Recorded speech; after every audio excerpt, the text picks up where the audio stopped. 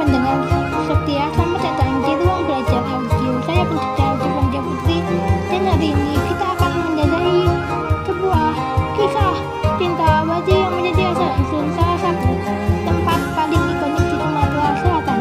Kita akan menggulik misteri dan nilai-nilai luhur dari legenda Pulau Kemarau. Kisah ini bukan sekedar dengan biasa, melainkan peminat akulturasi budaya Tiongkok dan Palembang yang indah. Mari kita mulai perjalanan kita ke tepian Sungai Musi. Dahulu kala, di masa Kesultanan Palembang Darussalam, hiduplah seorang putri raja yang cantik jelita bernama Siti Fatimah. Kecantikannya tersohor ke berbagai negeri. Di sisi lain, bumi dari negeri Tiongkok, seorang pemuda tampan dan kaya raya bernama Tan Buan, putra seorang raja, mendengar kabar tentang sang putri. Tertarik oleh kisah tersebut, Tan Buan berlayar jauh ke Palembang untuk melamar Siti Fatimah. Raja Palembang menyambut baik lamaran tersebut. Namun, dalam budaya setempat ada syarat yang harus dipenuhi.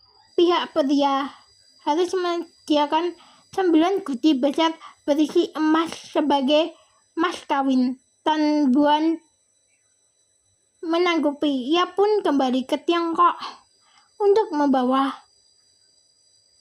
mas kawin tersebut dan meminta restu orang tuanya. Beberapa bulan berlalu, Tan Buan kembali ke Palembang dengan kapal dagang besar, membawa 9 guti sesuai permintaan. Saat kapal berlabuh di Sungai Musi, Tan Buan menjadi penasaran dengan isi guti-guti tersebut. Konon orang tuanya khawatir emas itu dicuri di perjalanan, sehingga mereka menutupinya dengan sawi asin agar terlihat tidak berharga. Tanpa berpikir panjang, Tan Buan membuka guti pertama. Alangkah terkejutnya dia, isinya hanya sawi busuk. Marah dan merasa ditipu, ia membuang guti itu ke Sungai Musi yang keruh. Ia membuka guti kedua, ketiga, hingga ke-8. Semuanya berisi sawi busuk. Semua guti itu dibuang ke sungai dengan amarah yang memuncak. Ketika ia membuka guti ke-9, guti terakhir, guti itu terpecah dan dari dalamnya berserakanlah koin emas, permata, dan perhiasan yang berkiloan. Ternyata sawi asin itu hanya lapisan penutup di atas tumpukan harta karun. Penyesalan luar biasa melanda Tan Buan. Sadar akan kesalahannya, tanpa pikir panjang ia melompat ke dalam Sungai Musi untuk mencoba mengambil kembali guti-guti yang telah dibuangnya Siti Fatimah. Yang melihat kejadian histeri, seorang pengawal setia Tan Buan juga ikut ke sungai untuk membantu tragisinya. Ketiganya juga tidak pernah muncul kembali ke permukaan sungai.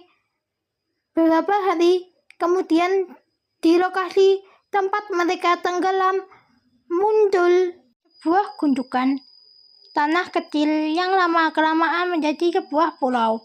Masyarakat setempat menamainya Pulau Kemarau, yang berarti pulau kering, karena tidak pernah terendam air pasang di pulau itulah. Kemudian dibangun kelenteng dan sebuah makam untuk mengenang kisah cinta tragis antara Pangeran Tan Buan dan Putri Fatimah. Pesan moral yang bisa kita petik dari legenda ini sangatlah mendalam dalam.